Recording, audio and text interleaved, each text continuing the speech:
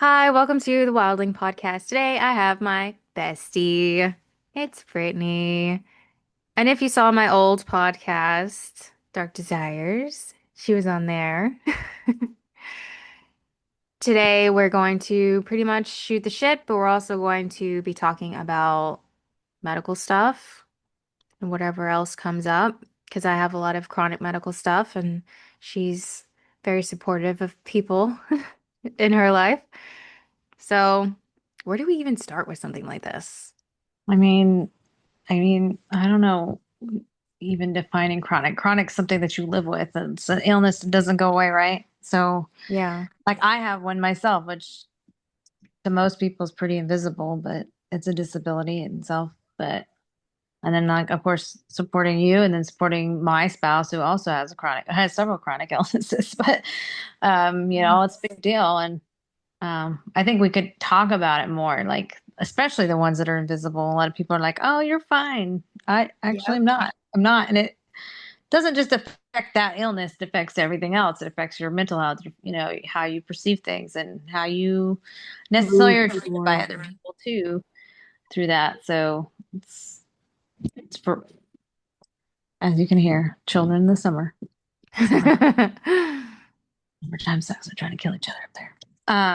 But I as we talked about this, we've had numerous conversations about chronic illness. That not everybody understands, and not everybody will ever comprehend or even like empathize with us on those things because they think that I feel like for many, I mean, even decades, people don't talk about that stuff. It's not something you talk about in public, or it's kept in the home, and we don't talk about that. Aunt Flo, Aunt Paige went to the mental, she went off to a on vacation for 6 months, and no, she was in a mental health institution. Yeah. So things like that, it's it's a hard topic. And like for me, I have chronic fatigue syndrome, and I also have sleep apnea. And chronic fatigue syndrome comes up in so many different ways for some people. It's different for every person. And I belong to a forum, and I don't even know what the forum anymore, what the name of the forum is, but it's people talking about their chronic illnesses and kind of sharing information, because for a long time people don't realize how many other people have the same thing they have. Because for many people, they don't get diagnosed, or they get diagnosed very late.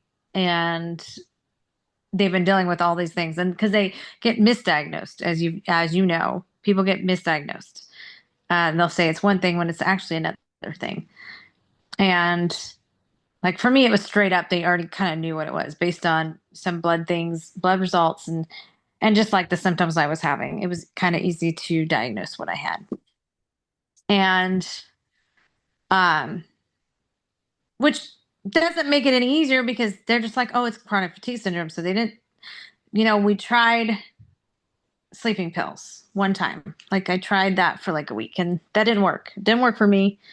And so I was like, I'd rather not sleep. And I tried like the list. They gave you a list of here's things to help you sleep. And it was like, drink tea, don't do this before bed. Try this before bed. Like, I mean, it was a whole list. And I tried like every single thing on that list. The I good tried sleep hygiene list. yeah, this whole sleep hygiene list. And Yep. I'm like, have you tried? I'm like, I've tried all of these things. And then when you go to a doctor, a sleep doctor, and this was years ago. I initially went to the VA for it, and it's what turned me away from the VA for a lot of years, was because I didn't feel heard.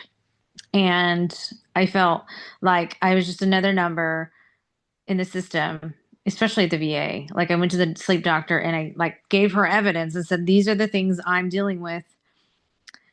Can you help me? And she's like, oh, there's nothing wrong with you.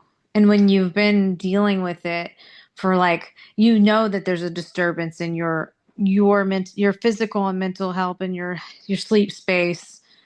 Something's wrong with you, but everybody else is like, oh, you're just going through, like it's just normal stuff. Like, no, it's not. And I didn't get a diagnosis for no reason. So for like a professional doctor to just like dismiss you, it's really frustrating. And it took a lot of years for me to get over that.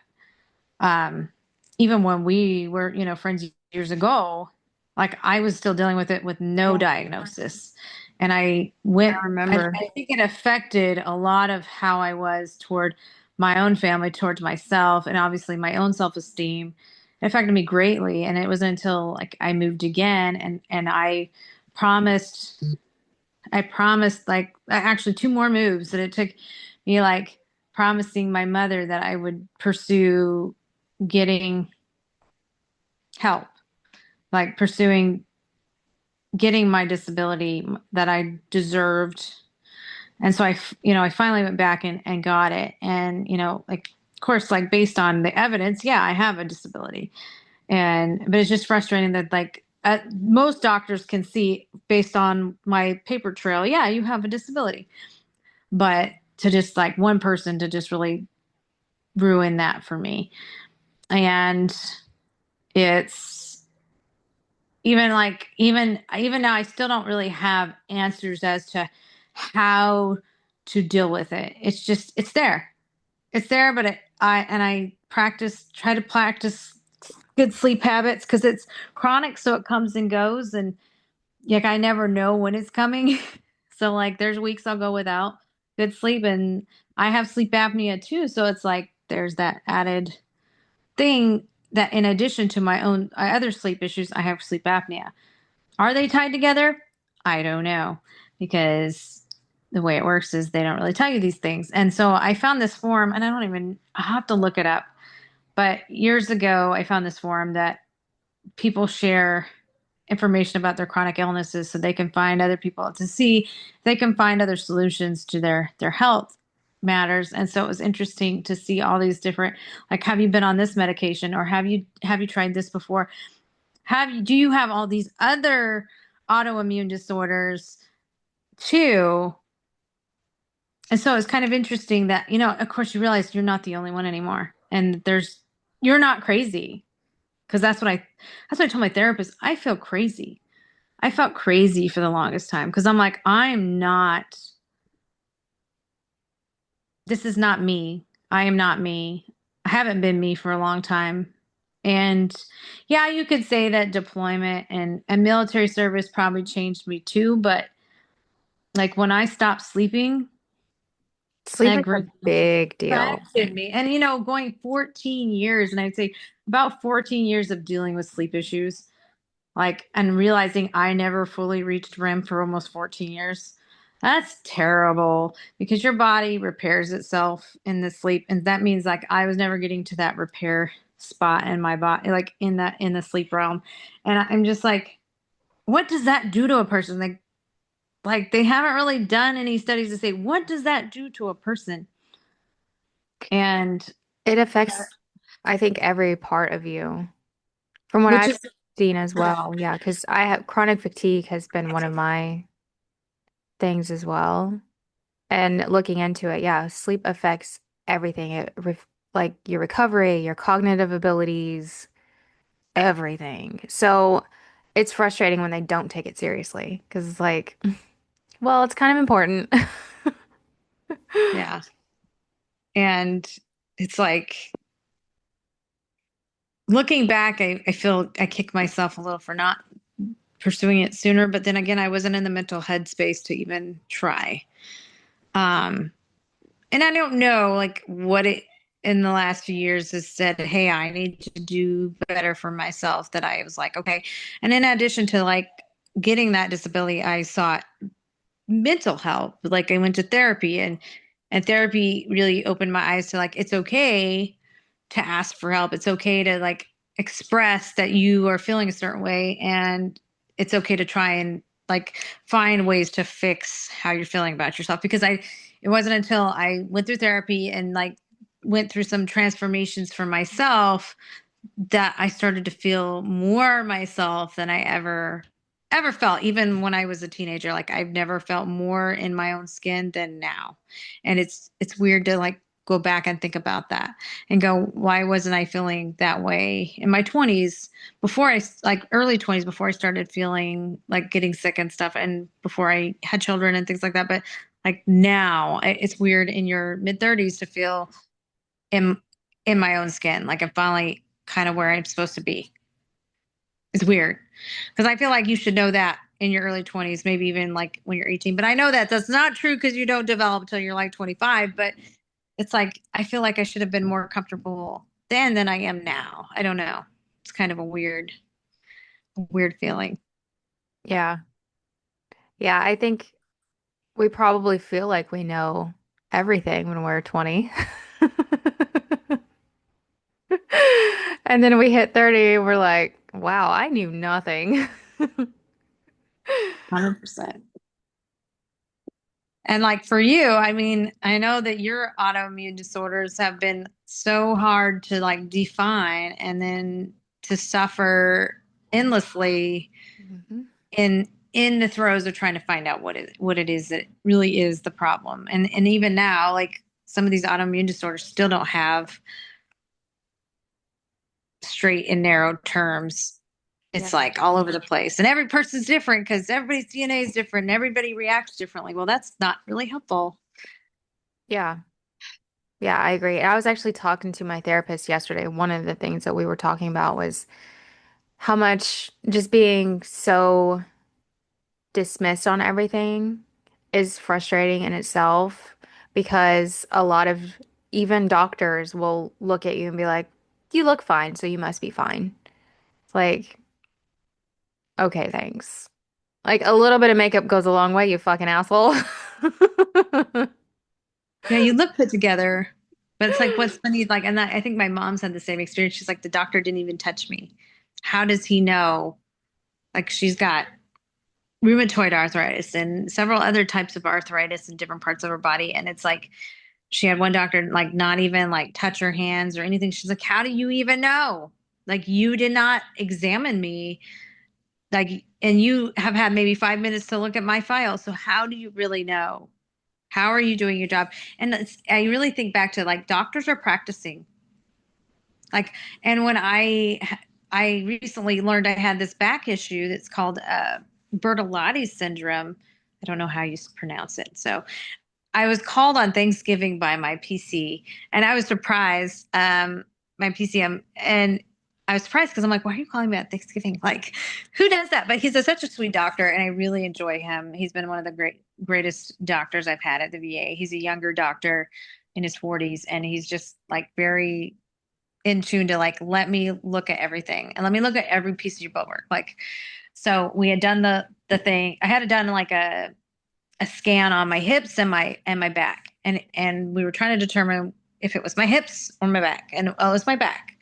And he's like, he calls me and he goes, well, I didn't even know what this was. And so, you know, when doctors admit that they don't know something, I appreciate that he's like honest, and he's like, I had to look it up, and I wanted to know what it was so that I could explain it to you, because he's like, you know, a radiologist can explain it, but he's just the doctor. And you know, it's you know, like each everybody has their own job, and he's like, so I had to look it up and kind of research it myself so I could explain it to you so that like we could figure out what the next step is for it. So you know, I appreciate honesty. I'd rather have a doctor say I don't know what it is, but you know, I'm willing to figure it out or talk to somebody that does or works in that, you know, that field. And so and you have to go back to doctors are still practicing. They go to school for years, but they're still practicing because there's so many different things. And depending on their specialty, they don't know everything.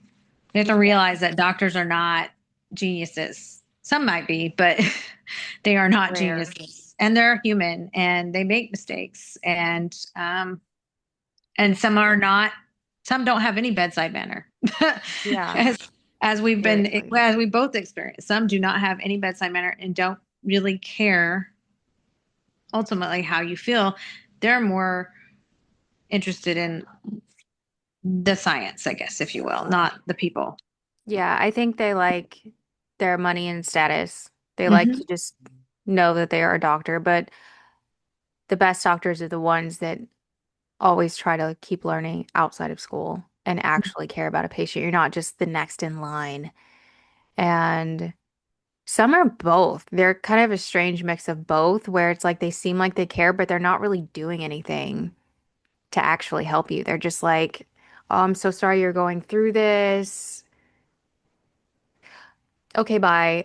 Like, and I've been met with that a lot because the doctors are taught, which it started in like what, the 1940s, 1950s, where they aligned with big pharma. And so they're taught to medicate. And it was even earlier than that in like the early 1900s, where it was um, anything medicinal and herbal is just hogwash and witchcraft, and there's nothing to that. It's what you need is science. So take this medicine that we just happen to create. This is legit, not that. And people still believe it, even though it was getting us by for thousands and thousands, since the beginning. And yeah, so if they can't medicate you, they don't know what to do with you. And that's what I keep running into. Well, if I can't give you medication, I don't know what to do with you. I see all these symptoms. I see the suffering. Can't do anything with you though. Yeah, and I've been a staunch of like I don't want to take medication. I don't like even with my anxiety and my depression, I'm like, I will do anything but take medication. I'm like, if I get to the point where I need the medication, okay. If like I can't manage my symptoms on my own, which is through like exercise, diet, mental exercises, different things. Like I do a lot of different things to manage my anxiety and my depression. And I'm like, am I an anti-medicine? No, because I think there are some things that medicine absolutely can resolve or help with, but I personally just don't want to because I already know that I've already felt crazy for the longest time, and I'm like, I know that some of those medications can make you feel even crazier, and I'm like, I don't want to do that to myself now that I'm finally feeling myself to take that away or make it foggy, and it's frustrating because of like and I'm fortunate that I've had like therapists and doctors that understand that I'm like the less is better method. I will try holistic methods like extra obviously like exercise and diet and being out in the sun and doing those things like and I recently tried I've even tried like through my weight loss tai chi was really amazing. It was and I would have to practice it a lot, but it was a very therapeutic thing too. In addition to just exercise, it was just very a mindful exercise for me. Um, and I've tried meditation. I mean, I've done yoga in the past.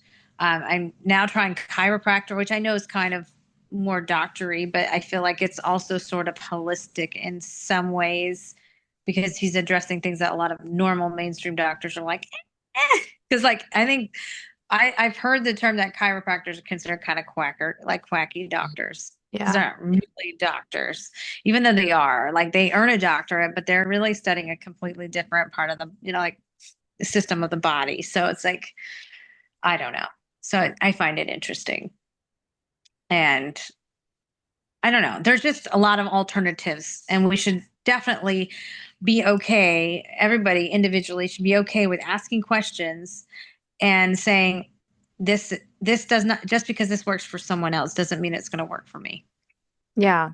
Like there's not a one size fits all, and that's the reality is that that's what they're trying to do with pharmaceuticals, and even with my own children who have to take some medications for their own issues is that I'm learning that just because it works for one does not mean it works for the other, and even though they have the same like similar DNA, we're all very different and different applications to different like we all have our own personalities on in addition to that we all have our own mental physical personality that it's different so what works for me doesn't work for you Yeah. and, Well, and even our male to belief female is going to be totally different too.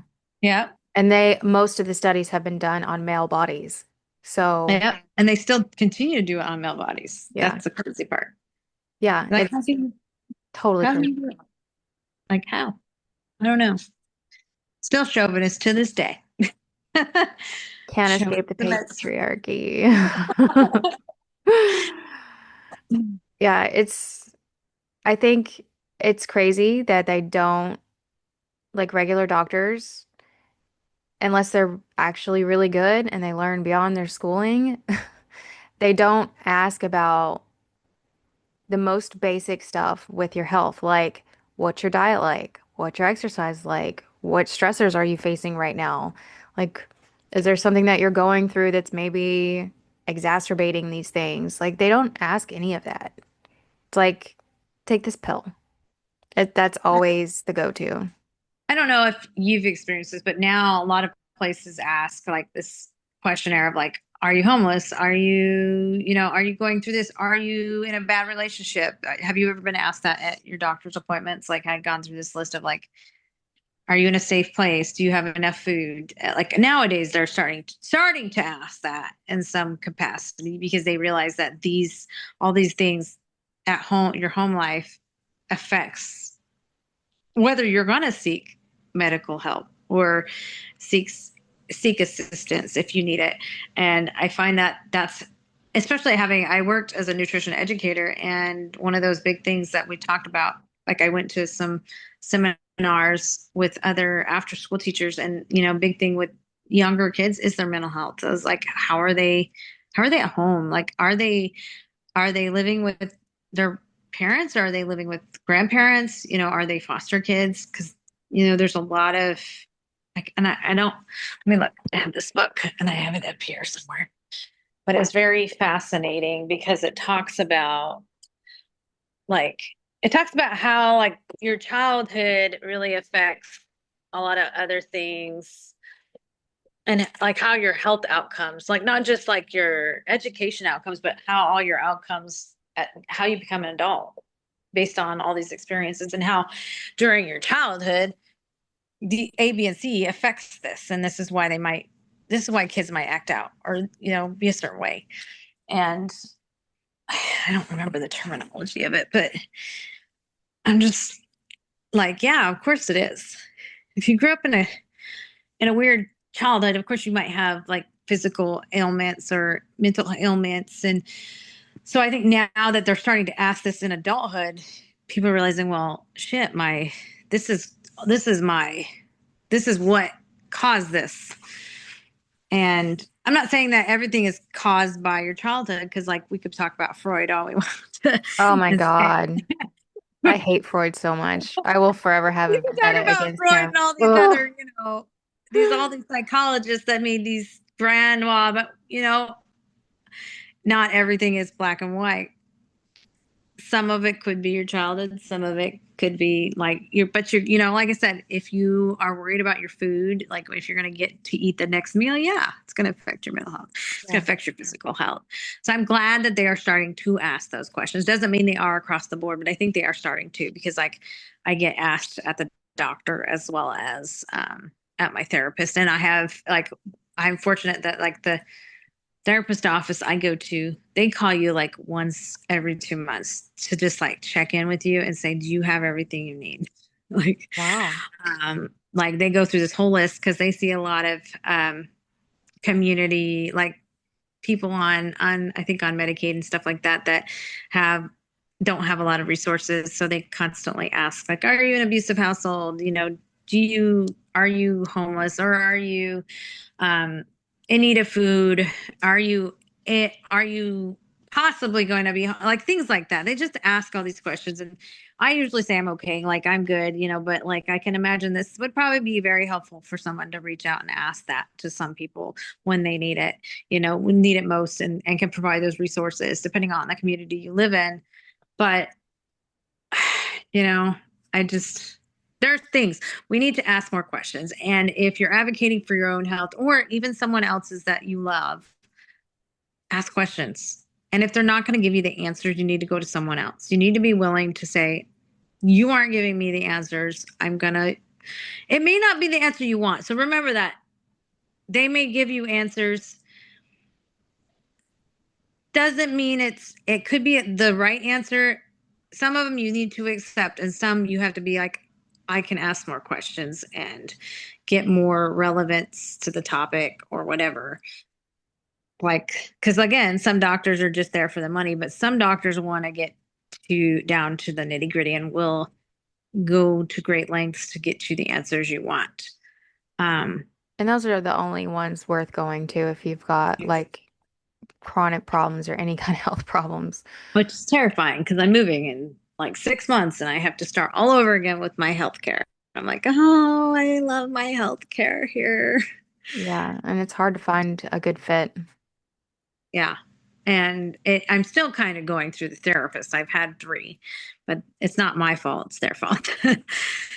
They move on quickly. I think it can be a big toll on therapists too. Like they move on because sometimes even the practices that they work for aren't the most supportive of their work either. Yeah. And, they get burnout or they're just like, I need better hours that are more accommodating to my mental health.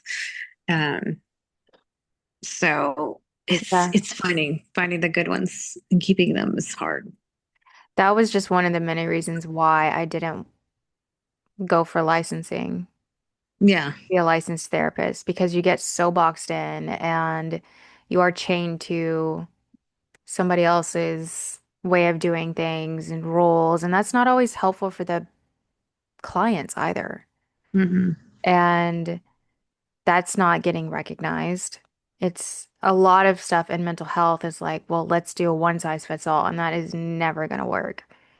And I think even back with the kids, nature versus nurture stuff, it does make a difference, and people are who they are, and they are also schools. I think a lot of people are really quick. You see it on TikTok too, much as I love TikTok, but if a kid does something or somebody's talking about their kid that did something bad or they're an adult now and they're like, "Well, who raised you that way?" And it's like, you don't seem to account for the fact that kids spend most of their waking hours in a school. Yeah. And schools are different now. Oh, Schools are yes. not what they used to be. I didn't even get to go to school, but just talking to everybody that did, it's not the same. Like, it is the wild, wild west in these schools. Like, they are Yes. off the chain and they are so worried about being inclusive and let's hold hands and sing songs kind of vibe that the kids who will take advantage of that do take advantage of that. And so it's like they've created this bigger problem where they've allowed the bullies to feel enabled and entitled, and everybody else kind of just has to be on their terms. And even if there's write-ups and getting in trouble, they know nothing's really going to get done. So it's bad. It is really bad. And I think now having worked in a school, I've really seen how shitty things are. And it's not even just like the staff can be amazing and want to be helpful and try to get the kids to be nice to each other. Like that is a battle all day, every day. It's just getting Yeah. them to be nice and be respectful. And it's like, why is this Why such is a it so hard? challenge? But there's no consequences anymore. Well, And and then, that's they a send them home to problem. the parents, but the parents really don't punish them. There's Or no the like parents don't good even know. or that, they don't know or they don't care. There's a lot of It's times, the both last thing sometimes. here is that a lot of them don't care because we have a lot of, like where I live, there's a lot of low income families that they have more to, like, I think more to worry about than their kids going to school. You know what I mean? Yeah. And they're more worried about themselves. And it's not to say that some probably do care about their kids that are low, like it doesn't, it doesn't matter what your socioeconomic status is. You could have rich and still have a shitty kid.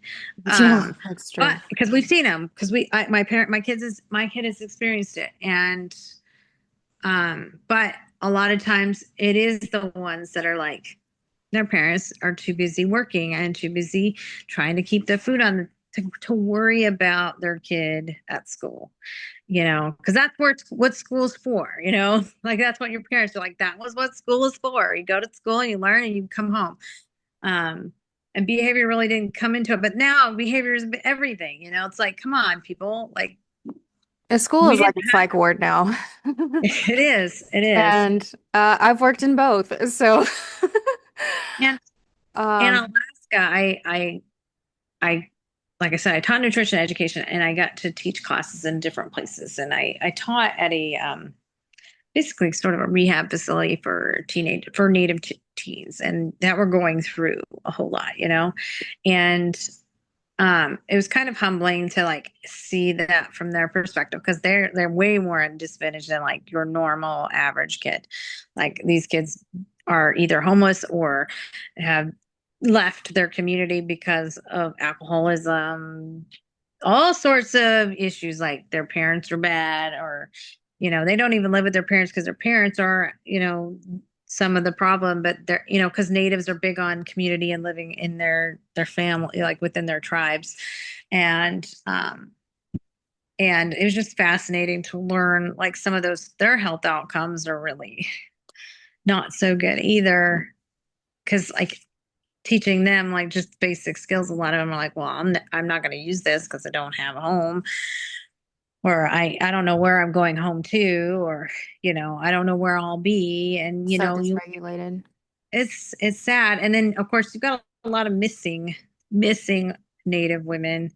um which is never getting addressed nearly enough. Like, it why never aren't we gets talking addressed. about this?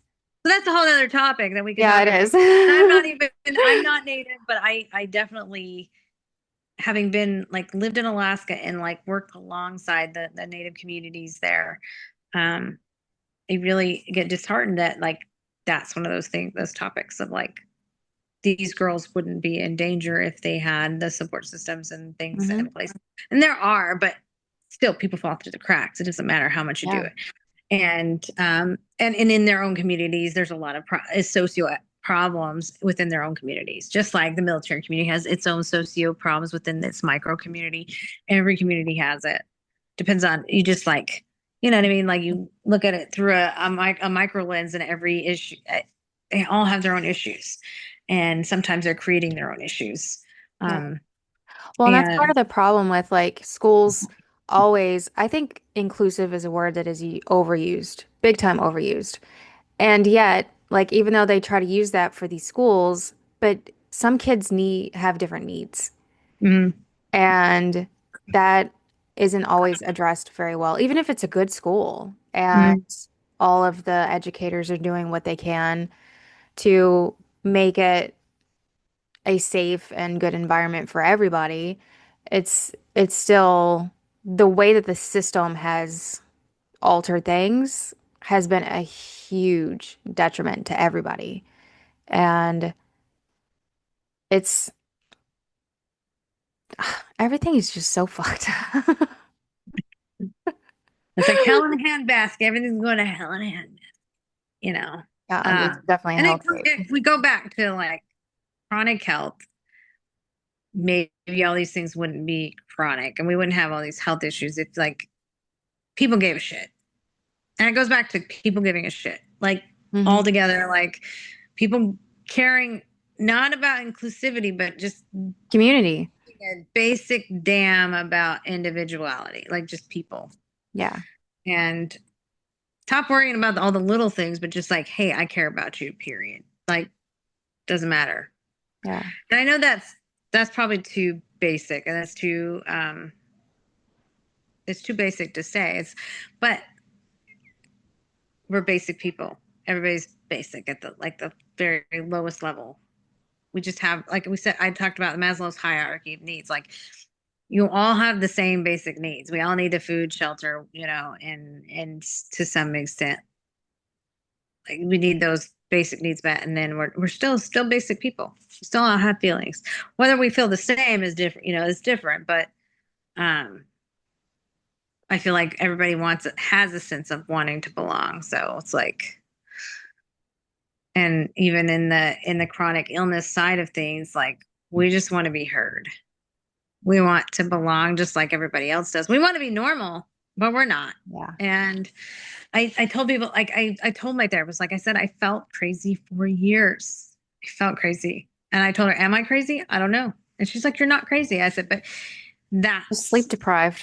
you're so sleep deprived. And I've had children, and my husband's military, and is was constantly gone or doing things that, I'm by myself. So of course I'm gonna have the just craziest and feel crazy because like I'm holding myself up with like a popsicle stick and string. I mean, Yeah. Well, and part of it too was, you know, when you weren't really seeking the help and kind of getting dismissed anyways, you were also dealing with postpartum. So that yeah. on top of I didn't even not getting recognize sleep I never is, recognized the postpartum, to be honest. And I look back now and say, yeah, I probably had postpartum. Not with, I don't think I had with Ian. I had well, it with maybe not Iris. depression, but just postpartum. I mean, Yeah. hormones, your Yeah. lifestyle, everything is Yeah. just in such chaos. And then at the same time, I was trying to better myself by like educating myself. So like I just do something that, what we do well is distract ourselves from the other underlying issues. And so like I got educated, but like at the same time, I'm like ignore other things going on, which is my health. Like I think I did that bait and switch thing where you just switch it for something else. And I have another friend who does the same thing. And she's like, she ignores certain things, and she tells her therapist, and her therapist says, well, I don't think you should do that, and she goes ahead and does it anyway. And she's like, well, I hope, her therapist goes, I hope you fail, and she ends up doing it anyway, like doing well anyway, because she wants her to realize that you over she like puts too much on her plate Mhm. and stresses out. And she's like, I want you to fail to see that it's okay to not have everything on your plate. And as a woman, and she has 5 kids, five, and her last two were twins. So it's like, I A know she lot. said she had major issues with her mental health and things like that. But like sometimes it's okay to fail. Sometimes it's okay. I didn't do well. And I've had to learn to say, it's okay not to put this stuff on my plate. It's okay to say no, like, because, me. And I'm going to give this universe, this podcast, is that I love to volunteer and I love to help, but I overextend myself quite a bit in my want to give back. And oftentimes I get taken advantage of too. And that affects me mentally, and I have had to learn to say no. And I've had to learn to choose myself, and choose my own circus over their circus. Yeah. And so like watching other women go through some similar things and being told like it's okay to just not do that. Like I think women, we're taught to be moms. We're taught that we have to, Have to do it nowadays we're taught all. we have to do everything, because Mhm. it went from us being at home to like in the 40s, everybody started, women were allowed to work. And I say allow because they started to allow women to work And for then they real. took it away when And the men came back from the war. It was like, oh, we're back now. Go back women to being the women learned homemaker. independence. Women learned independence and didn't want to go back. And nowadays we just can't afford not to work, Yeah. unfortunately, unless your spouse, your significant other, has a higher paying job, or you have a higher paying job, or like you have you fit, then you just can't not. And so like I feel like women, especially nowadays, tend to try to overachieve in everything, not just motherhood, but everything. So like And we don't have cocaine anymore. I know we don't have cocaine. Had that Coke. Oh my God. At least our grandmothers had that. God. I know. And we had cute outfits at the same time. We We could had a still cute do stuff. that, So really. I mean, why not? But yeah, I think there's just too much pressure in the States in particular, because this is very much that country of nobody's really getting taken care of. no.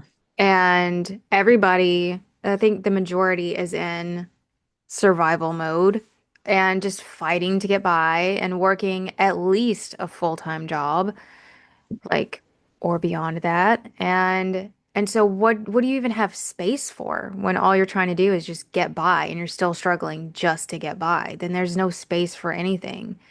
And so, yeah, the hierarchy of needs are not really being met. And Nope. like mine aren't. And your chronic illness just is exacerbated by you're not meeting the things that you're supposed to do for that, you know? Yeah.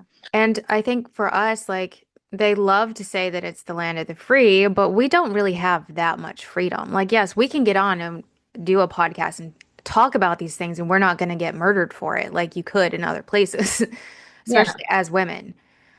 But we don't have the freedom of being able to choose to stay at home or to work. And that could go either way. Like, it doesn't matter, male, female, whoever. Like, Yeah. if somebody wants to be the homemaker and the other person wants to go work, that way there is more family time. And that choice isn't there unless you're lucky enough to make really good money. And And I was just reading an article that said like the average American has to make over 80,000 in order to even afford their own life, you know, like one person.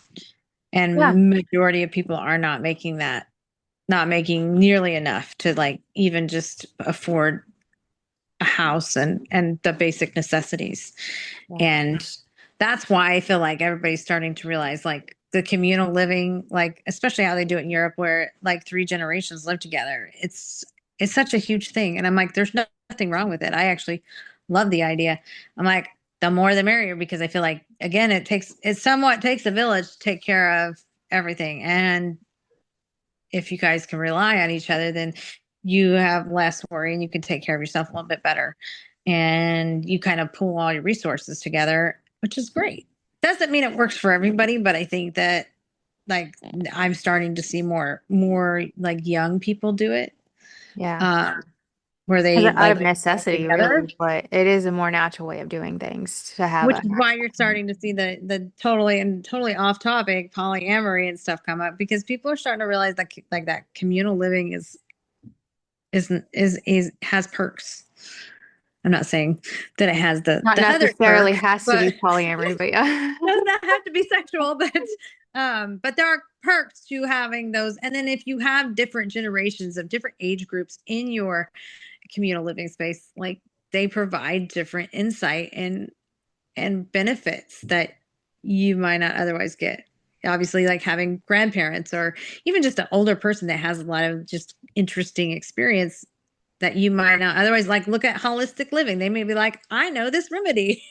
Yeah. Here you go. Yeah. So Or how to garden. yeah. And Like, how they many know how to people do even things know how that to we do that? yeah, gardening, sewing, just even like Sustainability. any kind of sustainable project, woodworking and even fixing cars, just all these Annex. Yeah. skills. Plumbing. All, Yeah. like all of the blue collar stuff is so vital. And yet, blue collar workers are treated like they're second class citizens. Like, hello, the country runs because of y'all. Like, what do you mean? Yeah. And now trades are like sought after. So they need And they people in should there. be. They should be. And they need I trades. I wanted to go into trades, and back then it was like, no, you're a girl, you can't do this. So even more recently, they didn't accept women, and or rarely. Like if your dad was in it, then maybe they'd let you do it. But without any kind of connections, you often weren't just automatically weren't allowed. Um, so then I got this stupid degree, which has just been because of that whole like credit fluke thing, like fucked me over big time because of that degree. And I'm not making great money. Like I have to work, just working full time in my field is not enough money. And facing all the stuff that I'm facing right now, which I haven't really talked about publicly, but it's a lot. And I don't feel community and I don't have Yeah. I like a know. bunch of familiar support, like family Familiar. support and or community support or getting a bunch of programs handed to me because I need it. There's a lot of people that aren't getting the help that they need. And so it feels like kind of another lie from the system is like, well, if you're in dire need, but you're doing all the things right, then we'll help you. But that's not really the case. No. And so a lot of us are really stuck. And so I've always kind of liked the idea of a commune, as you know, but I would still want it to be like privacy. You know, Selective. like I want to be able to be out in my yard naked and not have anybody see me. If that's what I felt like doing The that day. ultimate mental health, being naked. Just sky clad, running in my garden, I probably wouldn't do it, but just that I could do it. That you have the ability to do it, yeah. It's that I could. It's like getting the supercar. Am I going to go like over 200 miles an hour every day? No, but I could. And I like knowing that I can. So it's just kind of the same. Uh, but for the people that are not as introverted and they have a closer commune where their buildings are like next to each other. Like, yeah, we should go back to stuff like that. All of it. Yeah. We're all so disconnected and fighting for survival, and yet the propaganda of just keep fighting each other, don't look at us, is No. still working, and it's ridiculous. Well, I'm looking forward to moving to the country so I can start my own everything. Yeah.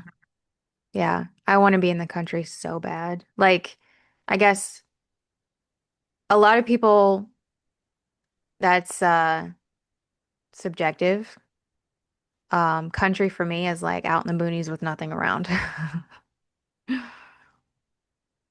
Just Yeah. give me a stone cottage there. I will Yeah. be the local lore. Be the local person we talk about. We go to her for our potions. You want to talk to dead people? Go to that witch in the woods. She's kind of creepy, but she maybe she eats babies. We don't know. I don't care.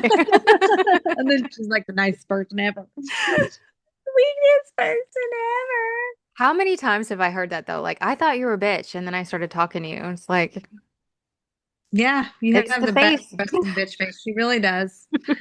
First time I met her, like our spouses knew each other at one point, and I My know you ex don't met her ex spouse. spouse. And like the first time I think I met her, I was just like, she's got a resting bitch face. She kind of like intimidated me, and I love people. I'm a people person, but people can intimidate me, and I'm like, but she turned out to be super nice. Best friends Forever. You're stuck with forever. me. We're stuck. My yin to my yang. Yeah, But but also earlier as well, talking about, I think empathetic people get taken advantage of so hard.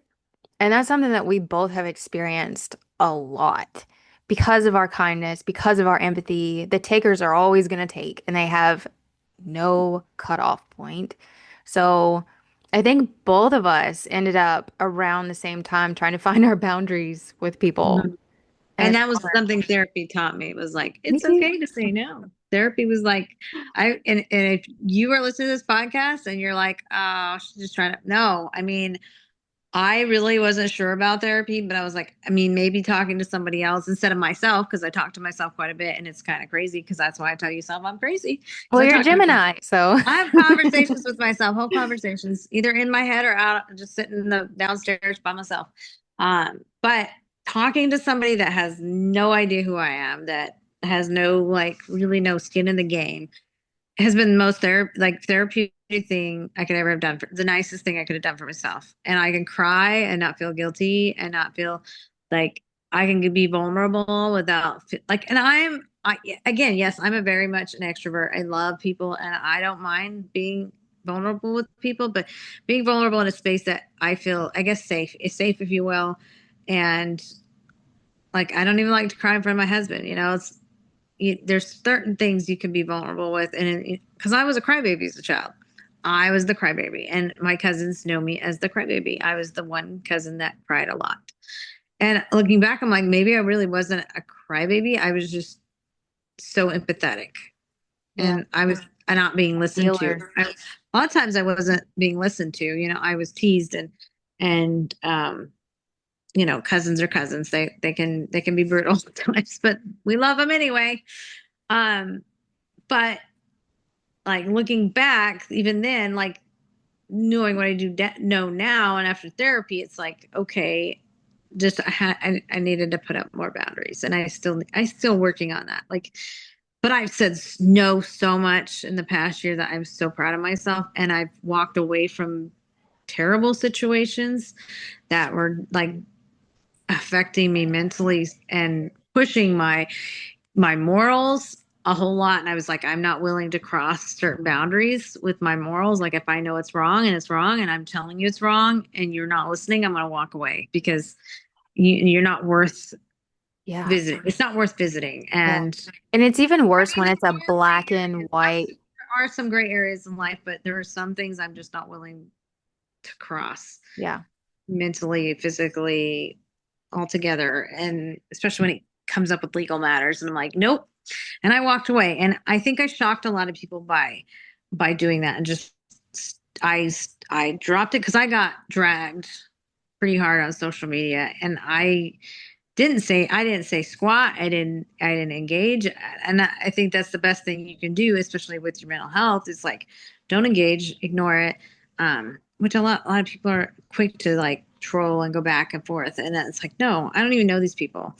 And so I disconnected and disconnected in such a big way. Like I put a lot of people on block, a lot of people I removed as friends on different social media platforms. And I picked the two or three friends that were still around me that and stayed with those people because I'm like, and they because the people that were really important knew the truth and knew I would never do anything bad. Right. And so ultimately I just said I'm choosing my own happiness. And at the same time, it kind of seemed like a blessing in disguise because my kids had things going on and I had to protect the peace there too. So I chose me and I chose my family, and I would do it all over again. And I would not have done that had it not been for therapy because I was seeing a therapist at the time, and she was just like, "You have to choose you. You can't. If this is obviously a problem and you're telling me, then obviously you know your answer already. Hmm. Like I She already gave knew you the the answer." permission to say Yeah, no. she just gave me the person to say no. I was like, okay, I'm going to say no. And so it's helped a lot, not just with my own friends, but with my own family. And so it's been good. And despite how, and I feel mental health is its own chronic illness. You know, it it may not be said, but it is a chronic illness. And uh, because you live with it and it comes back, ebbs and flows, and it's its own chronic illness. And Yeah. I'm sure it maybe, I don't know if it's defined as a chronic illness, but it should be if it isn't.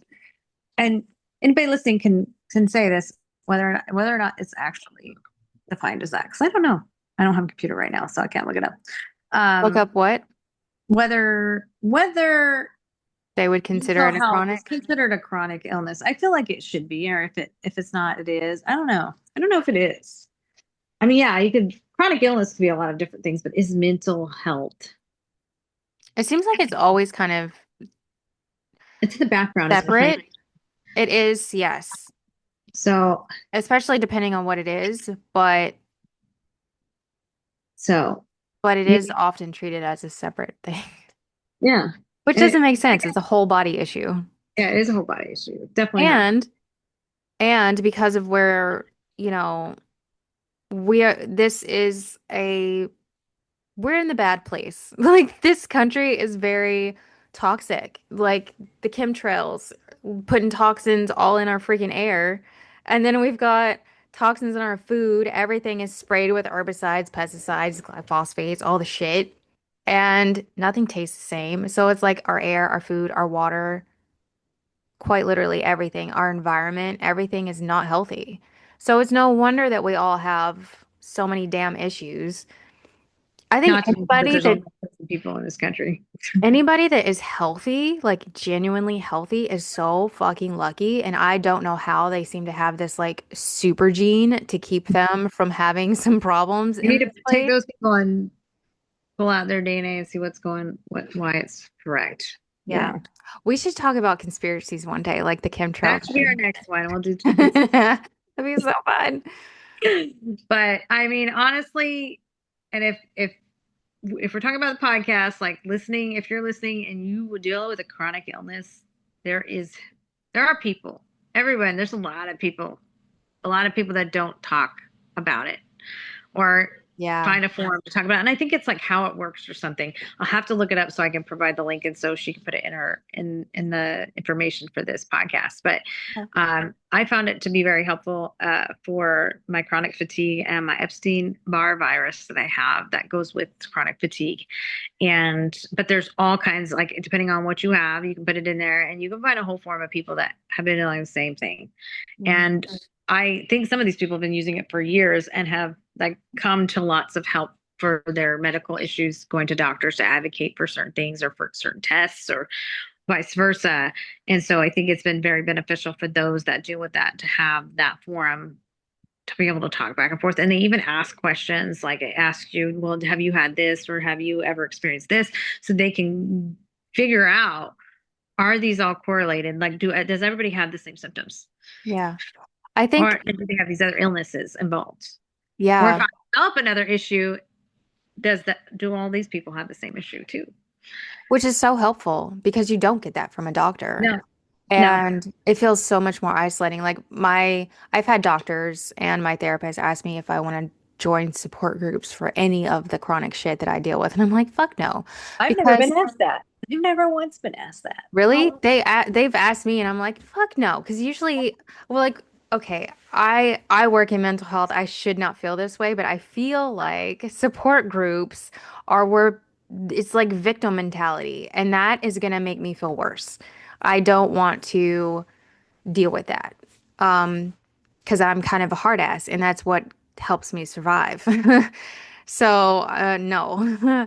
And I haven't talked about it, I guess. I don't know, but I have a shit ton of medical issues, and they're very, very serious medical issues. And so I've dealt with all of it. The dismissal that we don't know what to do with you. Are you dying? We can't help. Oh, you're about to die, but we can't help. And then holistic routes have been the best. Um, and some people don't care about diagnosis because they're like, it's just a label. For me, I think it can be helpful, especially when you're dealing with all the doctors and stuff.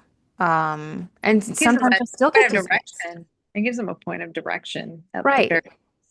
And sometimes you still get dismissed. Like the amount of health professionals that are like, I could even just say like, oh, I'm on the spectrum, and they're like, no, you're not. Like, how the fuck would you know that? You You have didn't even look at my never even file. spoken to me. Exactly. And I have Like, spent a lifetime of having to mask and try to hide it. So just because you how the don't fuck would exhibit you know? the typical symptoms that most people see when they say they're on the spectrum doesn't mean you're not on the spectrum. It's Crazy stupid. word.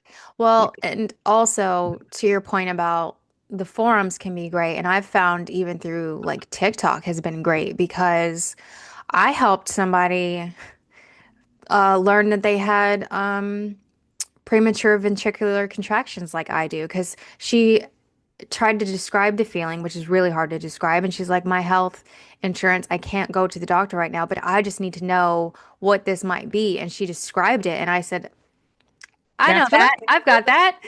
So I told her, and she was like, and she looked into it and she was like, oh my God, this feels exactly like that. I'm so relieved to just know that that's what that is. And now I can like have some comfort in that. So a lot of people find comfort in just having like a name for it agree.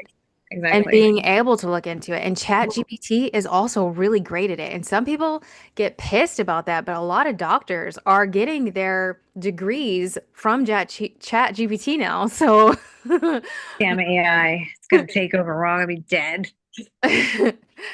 but That I guess it won't actually, matter anyway because we'll all be dead. well,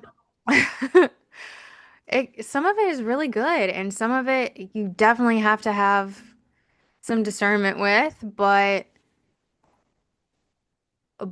I like it when doctors can recognize that some people just need to have the answer of yes, it probably is this. Yeah. And that's kind of where we're at with my husband. Like, That not knowing is worse. not knowing is worse. And I'm like, well, you had this test and this is how it was explained, but they never gave us anything more. They're like, well, we got to do more tests. But this is what's happening. And I'm like, but what does that mean? Yeah, Like, he's 37 years old.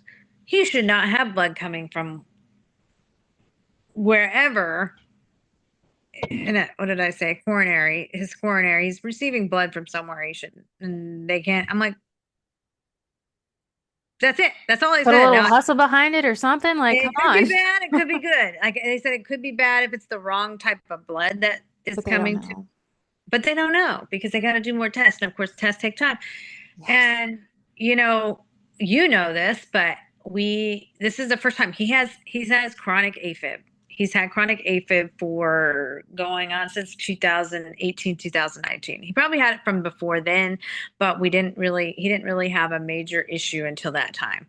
And he's had two ablations. He's had been, what did I use the word?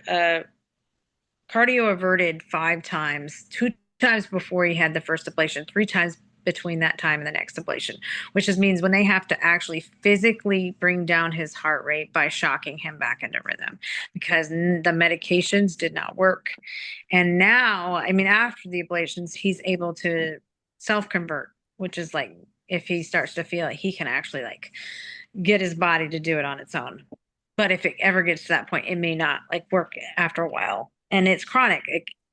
Once you have an ablation done, it's usually about 5 years after that you might start. And he's already had activity, not major, but activity again. But in that time, now he has another heart issue. And we've had great experience with him being seen by different cardiologists, doctors, tests. Never had really bad experience. Like they usually know exactly, like he's got an appointment, they've got it planned, they have the room ready, they take you back. So he's seen a different cardiologist. Now they sent him to a different one for this issue. So he's seeing a different cardiologist. They made a referral to another doctor. We go to this doctor's 2 hours away. He has to fast. He can't have water after 9 because the appointment was at 10 and originally they asked us to come a half an hour early, so we came at 9:30. We were there at 9:15, checked in at 9:15. Get at 9:30, nobody calls us back. It's busy in there, and but nobody acknowledges us to say, hey, we're running late. And 10 o'clock is our original appointment time. 10 o'clock rolls on, still nothing. And it's like 10:15 and nobody's acknowledged us. Nobody's been like, hey, we're running behind. He stands up and goes ask and he says, well, the guy said he's called back twice, back to the back, and nobody knows what's going on. And so he's like, tells him to sit back down. And it's like 10 more minutes go by. I'm standing up because I'm pissed because I'm like, I'm his wife and I'm just like, I'm usually not the patient one. I'm usually really livid. And he's the one getting agitated. And I can see him agitated. And, with heart issues, you're not supposed to have stress. And this is adding stress to it. Otherwise, already stressful situation. And so I stand up and I guess maybe I was pretty calm. I wasn't being a Karen, I promise. But I was like, look, he was told to be here at 9:30 to take medicine for this procedure so that they could get his heart rate down so he could do this procedure. And it's now this time. It's been 45 minutes. No one's acknowledged us. He's like, well, I've called back 3 times and nobody's, responded. I said, I would like to talk to somebody or have a patient advocate come out. I said, if you're not going to give us an answer, I said, he's fasting. He hasn't had water for like over an hour. I said, this is not good for somebody that has his heart issues. And he's not 80 years old. It's not like he's the 70, 80-year-old that, this is pretty normal, par for the course at this point in your age to be there. And they're calling other people back. And I get that they're seeing other patients with other issues that are probably minor and have people back there doing that. But I'm like, you told us to be here at this time. and you are not fulfilling your side of the bargain. And this is the first time we've ever had this happen where they didn't even try to call us back. And the nurse comes out. She talks to somebody in front of us who's also been waiting pretty long. And they're like, she's like, I'll get to see you in 15 minutes. I heard them talk to this guy. And then they come up to us and she's like, well, we don't have a bed yet. And we're like, what the, like what?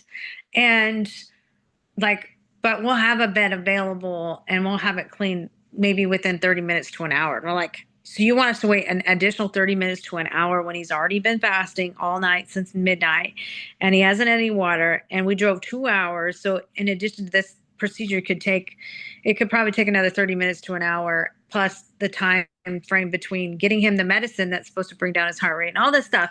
And I have my youngest kid with us, which he's distracted, but the point is that they were obligated. They had appointment time. They knew what he needed done and they didn't make the time for it.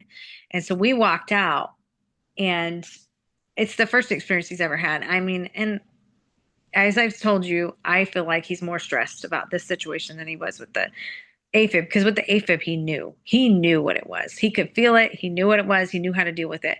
But this, we don't know what to deal with. And he's been dealing with it for about probably 2 years now since he got back from overseas. He's been having like this heart issue in his sleep. And he can't explain it. I mean, he's been explaining it to these doctors, and they're like, okay, we need all these tests. But it's like, who is going to listen to you? So like advocating and understanding that this is serious and you're just adding more stress by not listening to me and adding stress to something he doesn't need stress for. He has vitiligo, which is also exacerbated by stress. So his already chronic two health conditions he has to this other probably probably chronic two health condition we haven't identified, but just not knowing is adding more stress. And like we were at the ER last night and he was having chest pains. And I think it terrifies him because it's not something he can control. He Yeah, was that's able to part of the control worst. the AFib. He could control the AFib to an extent and knew what to expect with the AFib. But with this one, he doesn't know. And now he's starting to have it like the activity not in his sleep, like he's starting to feel activity outside of that. So it's like, what else is going to happen now? And he's trying to mask himself from me so that I don't worry. But I'm like, I'd rather you tell me so I can Advocate, yeah. advocate and figure out if in case he passes out or like something happens to him and he's incapacitated and he just can't speak, like, hey, he's been feeling this way, he said that he had this. Yeah, But it's like the longer we wait and have no answers, it's just more aggravating. And I feel like, stressful. why isn't there a one-stop shop for all of these tests, like one place? When I was a kid, I had a reoccurring dream about this. I probably told you about this. It was kind of like a pod that it was like this screen on the outside. And this was before this kind of shit existed that we knew of, anything remotely close to this. So it was really weird. But um, you could like type in your information on this little screen. They didn't have touch screens back then, but in this dream you could do that. And then you'd go into this pod and it was like lasers, really. It like scanned, like full scanned you. It'd tell you what you were low on, it'd tell you everything. And and then you could just be replenished in the same kind of way. And you can even go in there for just it's like I saw so many different procedures that you could go in there and get. You can even do like vanity stuff. Like you still were yourself, but like I want bigger boobies. Doo doo doo doo doo. You dreamed of aliens. Maybe you were abducted. Who knows? Maybe that was my home planet. Maybe, maybe, for sure. But like again, like you said, it's just the waiting and not knowing. That's like It's the worst. It is it's for the me too. worst. Yeah.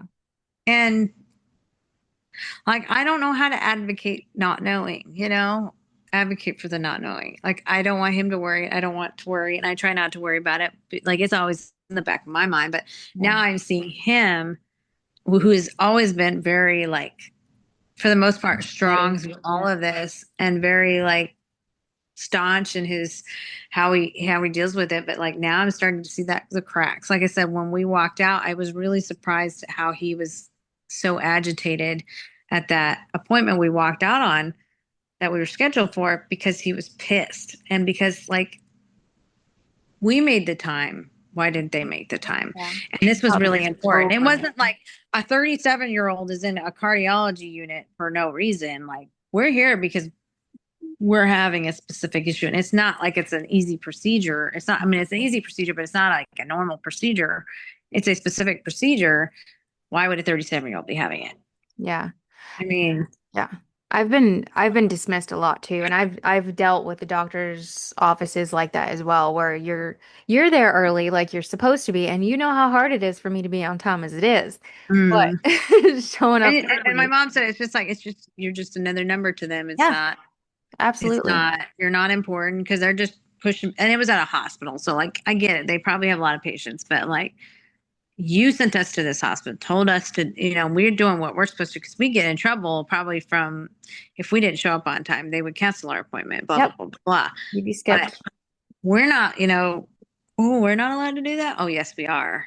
So advocate for yourself and definitely if you feel like they've broken something where contact their patient advocate. Whether they actually respond, I don't know, but it's not. And I did put a complaint in. I haven't heard anything, of course not.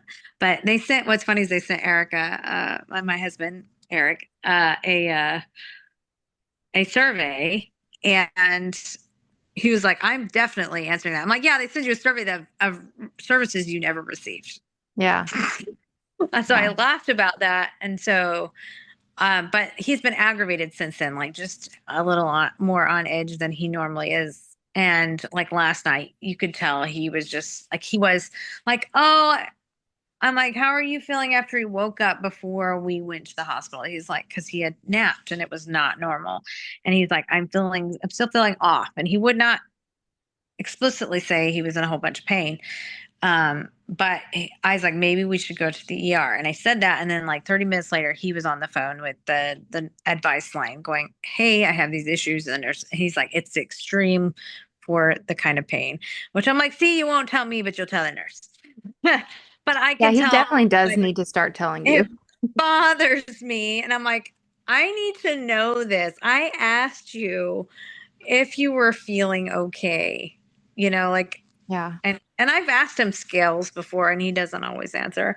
But like I'm starting to see that little bit of crack in him that he's starting to get a little more worried, which is not a good thing. Like just give us the answer so he can stop worrying so much. Because even if we get the answer and it's not a good answer, at least we have A- something An to work answer. toward. An Yeah. answer that we're like, okay, you need to treat it this way or you need this. Okay, we'll worry about that now, but like now you're just worrying him for no reason. And like, of course, the ER doctors are like, well, you're being worked up, so that's good. And you're not, yeah, I mean, obviously you're here, so you're not super bad off by any means. Of course, you're having pain, but she's like, she was realistic. She's like, but you're not in surgery, you're not dead. Like so Yeah. obviously, and she didn't say you're not dead, but I was like, that's what she was thinking. You're not dead yet. So like how morbid that is, but I kind of laughed because I was like, that's how morbid I think. I'm like, but he's not dead yet. So I mean, we make a little humor in there. Well, and that's the thing. Like when you're a millennial, you cope with humor. It's And just, God, the dead baby jokes we heard when I was in Iraq. Oh my God. So many yeah. bad humor things. And I couldn't even talk about it. And don't get offended. That was the time. That was the time and place. And there's a time and place for some of those jokes when you're dealing with war and death and things like that. It's just crazy. But like, yeah, just like I said, just being worried it sucks. Yeah. Oh my God. And yeah, just the jokes that people made, even like I don't even remember them early because I think I 2000s, ignored them mid because I was like, that's so 2000s. bad. It was like everybody made fun of everybody and everything. Nothing was ever off the table. And nobody really got all that offended by it. But now, if you look like anybody that digs up some old tweets or something, they're like, oh my God. It's like, okay, well, that was common back then. We're not saying it was right, but it was common back then. And you have to let people learn. Yeah. But yeah, it really is like a coping mechanism to be able to just make a joke about things. I mean, I was dying in the hospital from an anaphylactic shock and I still was joking. Because Yeah, humor is definitely a good medicine yeah, to I help mean, put over something. it's I love how unserious we are. I'm Because telling you, that's what I thought. Was like, well, he's not dead, right? Now, like she looked at me and I think she was like, whoa. It's like, well, he's not dead. I mean, he's here yeah, and he's breathing, so he's fine. I mean, yeah, but he's also not like in a hospital bed having major issues either. So like he was just at the ER getting this checkup, and I'm just like, it's just like, but still no answers, obviously. So, but like using humor has helped a lot, and a lot of his friends make fun of him too because they know that like they when we were in Alaska, there was quite a few friends that went through this whole thing with us, and they're always like ragging on him, like he's getting ready to retire out of the military, and the amount of health problems he has will guarantee that he has 100% disability. But they're like, yeah, you know, you're already probably at 100%. You don't need 300%. you yeah. Yeah. know, like you don't need any more things wrong with And you you. are So retiring young. You're not supposed to yeah, be an old man yet. I know. And I told him like we still got like 40 or 50 years of good living to live. And although he keeps saying he's not gonna live till he's 80, because God forbid.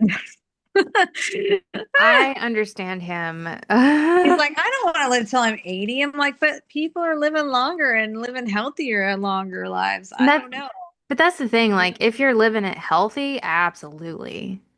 Yes. But with all the health problems, it's just getting through the day is so hard, and then getting through a flare-up day is even worse. Yeah. And it's so hard to imagine going through another 50 years of it Yeah. or it getting worse. So I definitely Yeah. understand. I And guess it's just like how much I can the could body agree with really that. take Just also? like my mom with all the arthritis, like how long? I mean, I want her to live forever, obviously, because she's my mom, but like it's got to be excruciating some days. And I Yeah. imagine, I know that she goes through it because sometimes she calls and she talks about it. And and of course I get worried that I'm going to get some of those issues too, because some of it is genetic. And I'm like, oh, I don't know if I can live with that, you know? Well, you can start I doing don't know. preventative stuff Oh because yeah, that's and I mentioned it to my doctor. I was yeah. like, "This is the thing she has, and some of it is genetic, and some of it isn't. And some of it, she's like, she's like, I don't even have the gene that says you have rheumatoid.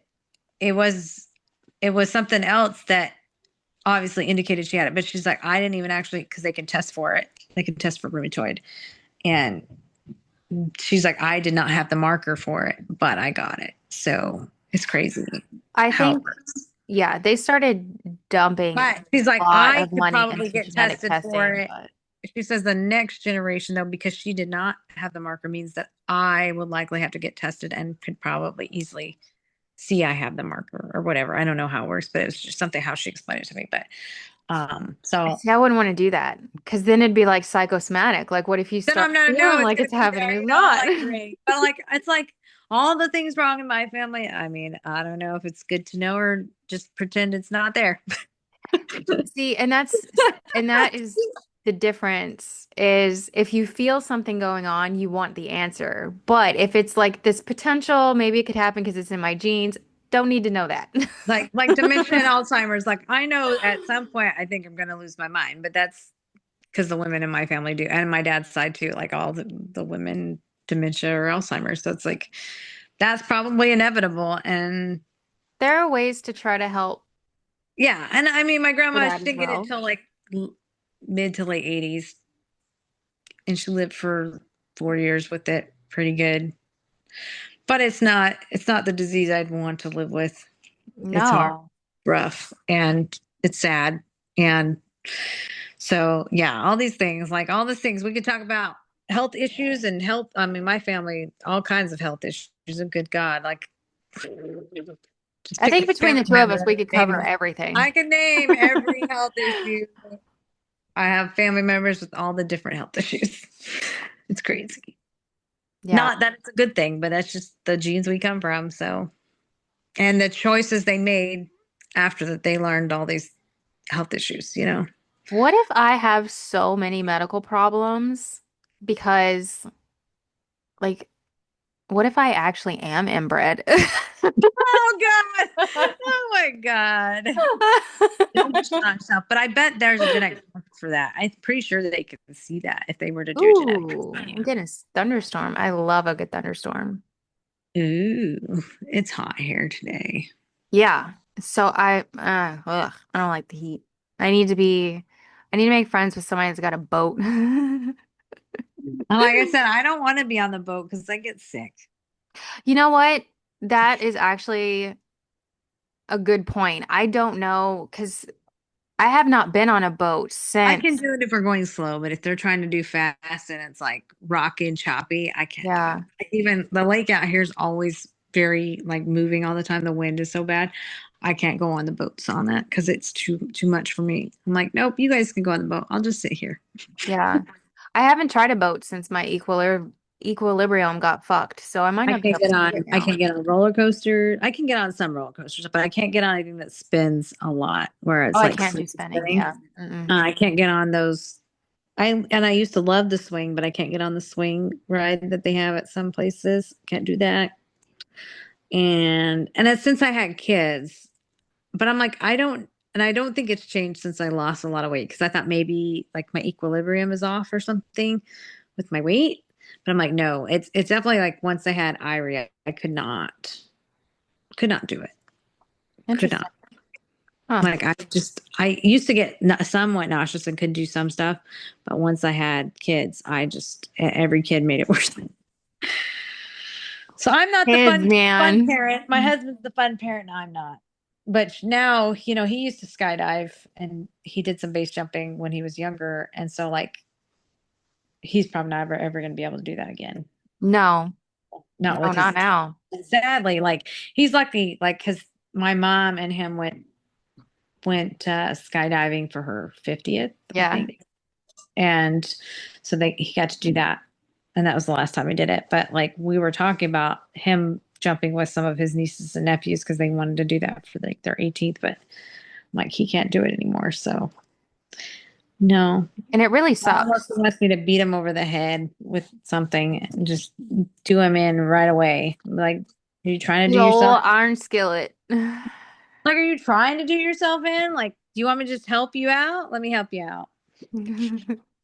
For legal purposes, she's kidding. I'm kidding.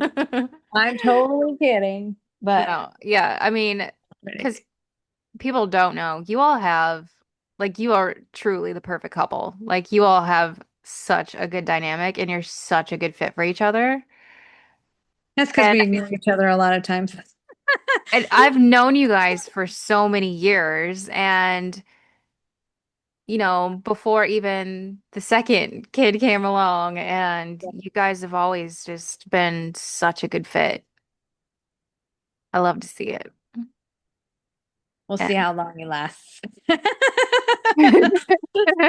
And I joke about that now, but I love him and I worry, so I we're know. my worries, so and my therapist knows my worries, so Yeah. And deep we don't have to dark talk about them on worries. here, You don't have but to talk about them on here, but everybody has that's their okay. worries about their spouses or their significant others or loved ones or whatever, whoever you might be close to. If you don't happen to be close to, you might be just know somebody. And that's a good, Yeah. honestly, that's a sign of a really good relationship is when your biggest worry is them dying or having That's a it. really serious health problem. That's like, that's your worry. That's a good relationship because Yeah. that means that everything I else is know because okay. nowadays all I see on like TikTok or on these social media apps is like, is he cheating on me? Like that's the very first. I'm like, did you not like communicate with your man? Like, why are you worried he's cheating on you? Like, is there no communication? Like, and that's a whole nother topic. I guess we could do a whole nother topic on just that alone. Relationships? Relationship and Yeah. communication. Like, and Yeah. the tropes, we should pull up some stuff off of different things and pull conversations like just screenshotted. Like there's some really like why, especially like I live near a military base and you know how many conversations I like, woo. I'm like, you don't trust your man? Like I like some of these people have their, they track everything that their significant other does. And I'm like, That's invasive. it is. And they Like, have if those you feel apps like like it's at Every that 60. They point, want to know why where every I'm bother? like, why do you need to know where they are 24/7? Mm. Like, I mean, I kind of I've never done the location thing, but I do kind of understand it that way. Like, if something were to happen, you know yeah, where they but like are. they're using it to the point where But to they're like, watch it constantly, yeah, that's they too watch it much. constantly. And they're like, I need to know. I mean, like, I mean, I know all my husband's passwords, but I don't Well, utilize them. Like, I need to know them for emergencies, yeah, absolutely. And for things like I just need bank accounts and stuff, but like, so that's a whole nother topic. So we'll have to talk about that another yeah. time. But just since we're here for this moment, if you are at a point in the relationship where you're watching their 360 at every moment, Yeah, then they're there's gonna something. know that. They're gonna leave it in the car and have their mistress pick them up, Yeah. go fuck them, and then go back to their phone. So you'll never But know. some Like people they some will people find a are way around it. stupid and they just Cheaters don't will care. always find a way And even then they're like at some point they're gonna stop caring and they're gonna just flaunt it because they don't care. because they know that their partner's gonna stick around no matter what they do to them. Because I've, Oh, we could ugh, talk about military tropes, man. All the amount of things we've seen as yeah, spouses. Oh that's my my God. first red flag now. Like, Yeah. oh, you It's missed. like, Oh, no, I'm good. no, no, no, no. Not again. And that's I don't know. It's it's a sad, sad world. Yeah, because you can rarely find a good one. And I think it's just people lack communication now. They don't know Oh, how that's the to biggest problem. Number be one problem is upfront. communication. Because now we have all these apps and things, and we don't actually have to physically talk to each other. We don't have to be vulnerable with one another. Well, even And just being we authentic and just honest with band-aid each it with other. gifts and stupid stuff. You're Like, getting oh, gifts? well, I know. I'm like, if I'm I was just getting, kidding. I'm not getting oh, gifts. I'm not getting gifts either. But I guess my gift is being married for so long. But um, um, or just covering it up. Well, I mean, even then, it's like likely the sex not good either. So definitely try it out before you buy Oh my God, yeah. it. Yes. Turn into a whole nother topic. We're definitely gonna do relationships next. As a matter of fact, we could I mean we could either stop this one and start another one, or we can start again tomorrow. Like, Up to you. I love batch recording. We've got the time. We got the time. I do need to wash my hair and like, Okay, why don't you go wash your but hair and take a no, break? I can do that later. Check on check, just check, just do your proofing. Got a proof. My hair's I all crazy. mean, so the thing is, like, this podcast is all about being authentic, being open, vulnerable, raw about every topic possible, from Next time I'm showing up in sex my to pajamas. relationships to health. It doesn't matter. Like, nothing is off the Yeah, table here. yeah. And part of that is showing up with dirty hair and a bathrobe. I know. I need to show up in my pajamas next time. I'll wear my army pajamas that I fit in after many years of not fitting in them. My sweats. My marshmallow sweats, the best. Marshmallow sweats. 16 years old, but they're still there and they still fit me. Nice. I love cozy stuff. Anything cozy, I love it. But yeah, even with the medical topic, that is definitely something that could be. We didn't even actually cover that much. And No, we it's just all kind this of time, like, broached the topic. If we wanted to get really deep, we could get really ugh, deep, but I'd have to have some research in front of me. And I'm going to pull up that website and send it to you really quick too, so you guys can share it and she can get that information out for somebody that might really need it. We didn't get super deep because I mean, we could talk about one specific illness for the whole thing. Yeah. hours. I mean, that's the problem is that it's in depth, but doctors don't want to get in depth, Yeah. and we're not being seen and we're not being heard. So making our voices heard is what we're really here for, is just showing that there are people with chronic illnesses. We're people with chronic illnesses, and there's way more people with chronic illnesses than, I mean, maybe there shouldn't be that many people, but there are, and that's reality. And Yeah. we need to make our voices heard and be seen, and advocate for each other when we can, and educate each other, and just share information. And like I said, if this website helps those of you that might need it, or just are looking for a way to communicate with other people with similar illnesses, or maybe you might be one with a really random illness and you're like, nobody has this, and maybe you'll find one or two other people that may also have it, which would be great for you guys out there. Yeah. Yeah, 'Cause definitely. And I'm the extrovert and I like the people. And so, and even though V does not like the people, she appreciates having the information at least. I like to learn. And she likes to learn, and I like to learn. And I find it fascinating how many different symptoms are for different people. And I'm like thinking back, like, did I have that? Like, so, Mhm. it makes me have to go back and think and go, did I go through that at one point? Especially with chronic fatigue, it's so hard to identify Yeah. because Well, and people they're have gonna have to so many rule different out symptoms. things too. Yeah.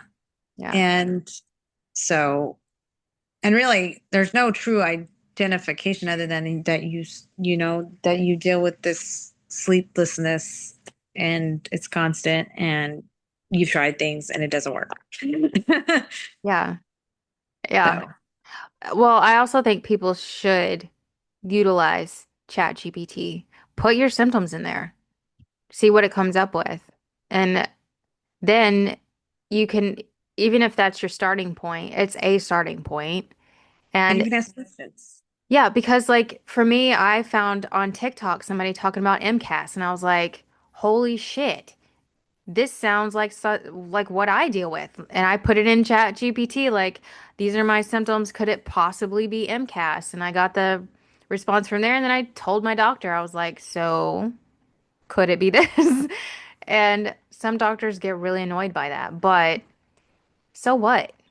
So what? That's part of advocating for yourself is it doesn't matter how you find this potential information, still take it to your doctor. And if they're a decent person, if they're a decent doctor, then they're going to be willing to look into it for you or say why they think it's not a good fit and let you know, or why it might be a good fit. And okay, let's explore that. Like, if they're just dismissive, then you should definitely try to find somebody else. Yeah. It is so hard to advocate for ourselves, especially when you're being dismissed and automatically being dismissed, or you've gone through the ringer and seen so many specialists and so many doctors, and still nobody knows what to do with you. It's really easy to give up. Yeah, it is. And I have experienced that. So Me too. I know. I know what that's like. And Yes. again, I regretted it. There's things I live with regrets, and I'm like, should have done. But you know what I mean? We all have those moments, and that's what makes us human, is that we have to live and learn. And but it shouldn't not at the cost of your health at all.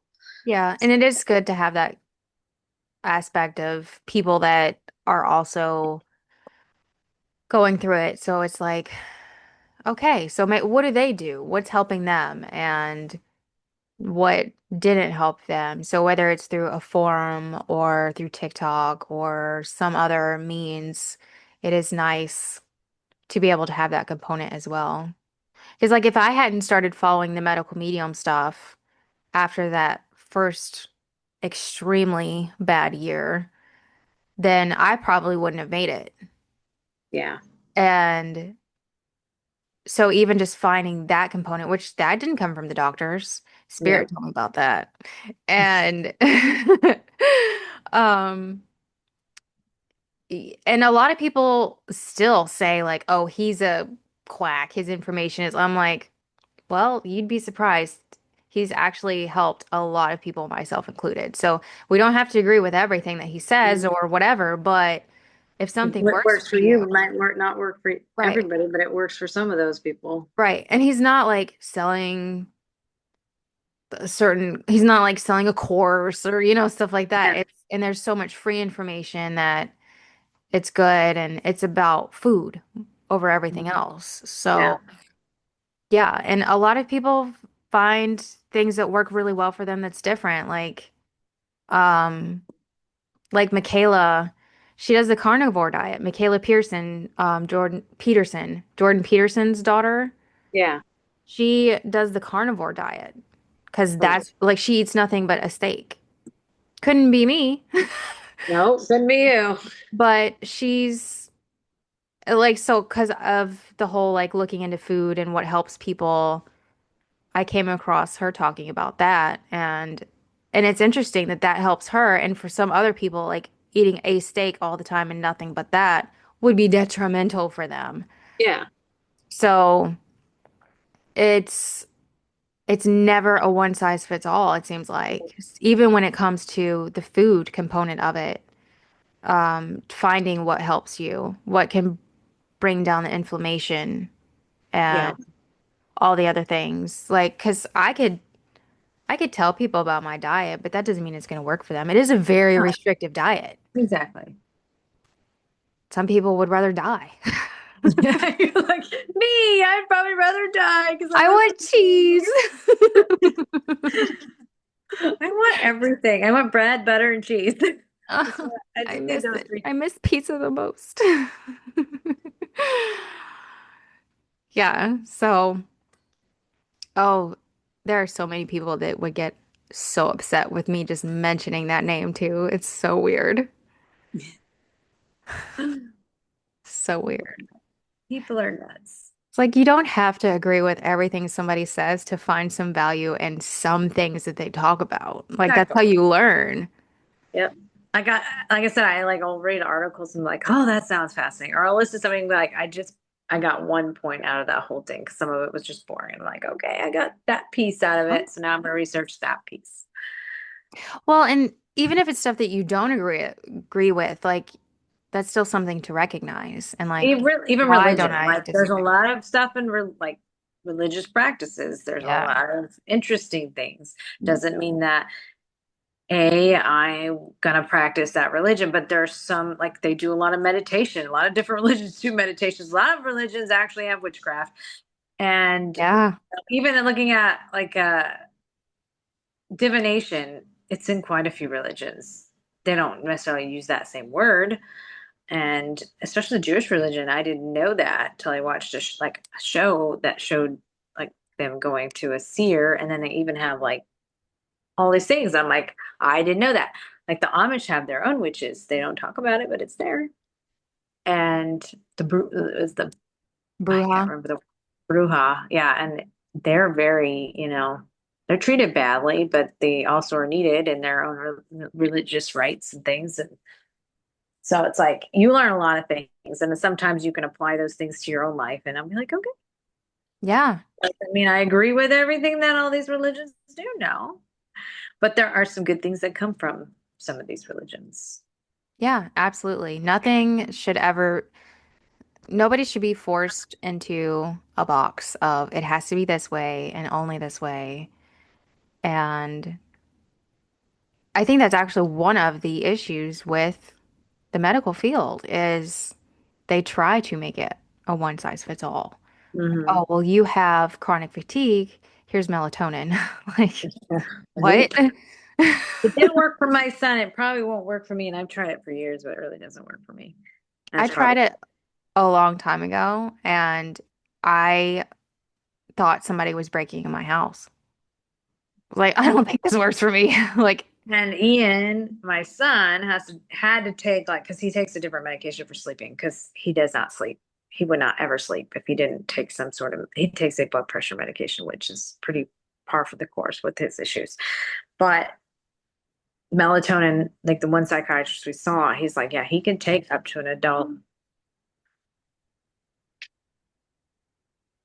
He could take up to like an adult dose, like a lot. He could take a lot. And Frank, but it Frank, was not doing any like he had to take like 8 or 9, but it made him cranky. Made him cranky. If he did sleep, it made him cranky. So I'm like, melatonin did not work for him, and melatonin does not work for my daughter at all.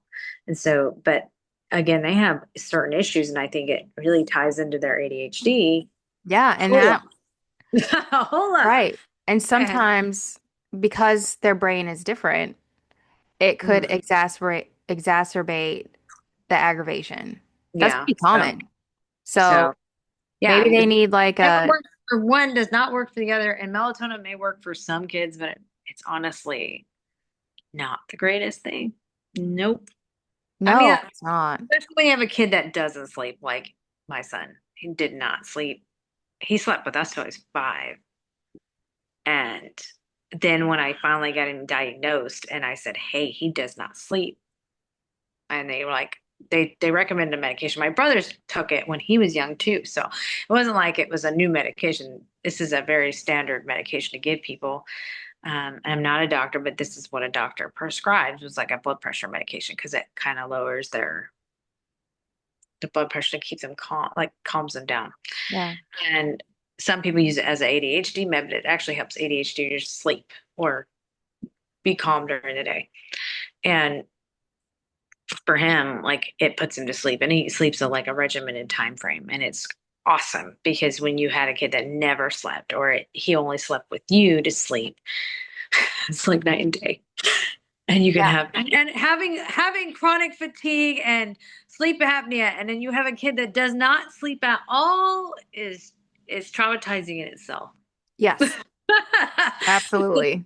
Yes. Traumatizing. And I'm like, this is why I don't sleep. I said, because you have a kid that doesn't sleep. And I just, Who needs a sleep paralysis demon when you have a child? I know, right? Right? Exactly. And then when I wake you up. I'm not sleeping. Why are you sleeping? Yeah, exactly. And he's one of those that he's regimented, so he wakes up like if he goes to bed at the same time, he wake up at the same time with his pills. And he's instantly awake and he will wake you up. No problem. You'll never sleep in this house ever. His Because energy reminds me of the Wild Thornberries. I he's the love best. that show Donnie. so much. Donnie. He's He's Donnie. Donnie. Oh my God. Yeah, you're definitely right on that one. He's definitely Donnie. Except he's afraid of bugs for the most part. And that they differ. Yeah. He's afraid of bugs. He likes rocks, but no bugs. That's funny. But I think we should continue this in a separate podcast for a different topic. That way we're Yeah. ending this one so they're not like, we're talking on and on and on and it never ends. Yeah. Which could easily do. Yep. Because we're best friends and that's what we do all Yep. day. Yep. So the biggest takeaway from this, advocate for yourself and your loved ones. Do your own research. Don't be afraid of that. And seek out other people through forums, local community stuff, TikTok, whatever your medium is that you choose, however introverted or extroverted you are. And just keep fighting for it. Mhm. Because you deserve proper care and you Yeah. deserve to be seen. And And get mental health help through the process as well, because that because is also going to be needed. absolutely, it's never too late either. It's never too late, Right. Yeah, definitely. ever. Because unfortunately, it's just being human. Yep. We're all human. Yeah. Thank you. Thank you. And thanks for tuning in. All of the links will be listed. And yeah, hopefully you come back. Bye.